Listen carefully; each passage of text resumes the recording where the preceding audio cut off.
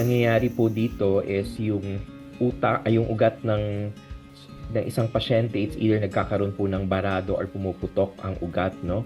So, ang mga most common symptoms ito, it's either usually biglaan, no? Panghihina ng katawan, balanse, or medyo paminsan may mga sensory problems or at times nahihilo sila. So, these are commonly seen in patients with vascular risk factors. Kaya very important yung sinabi kanina, yung i-check kung hypertensive ka, diabetic, mataas ang cholesterol, may sakit sa puso. So, nag-happen po ang stroke sa mga patients na ganito.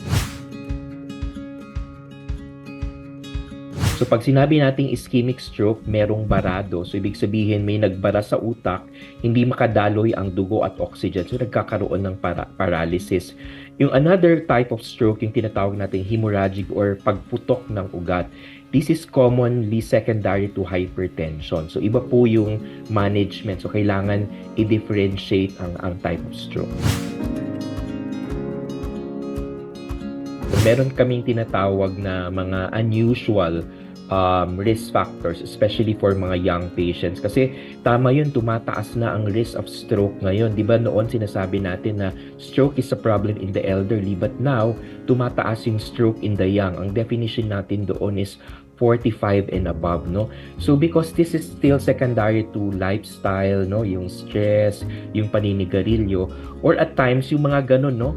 Mga healthy sila, athletic, pero hindi nila alam na meron pala silang mga certain cardiac problems, no, na hindi lang na-detect, no, o kaya meron na silang nararamdaman pero parang pagod lang ito.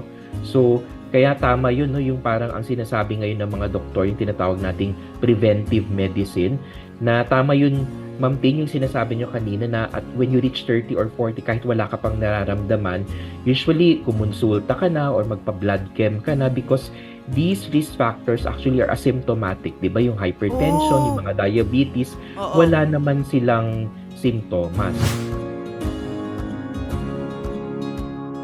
BFAST, so B-E-F-A-S-T, B for balance. Ito po yung simptomas ng stroke. Ang technique po lagi, pagka-stroke, ang simptomas ay biglaan. So, B for balance. Biglaang nagkaroon ng problema sa balanse. So, that is B.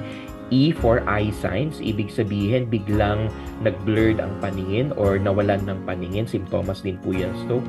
F is for face, pagka nagkaroon ng parang nangiwi ang mukha.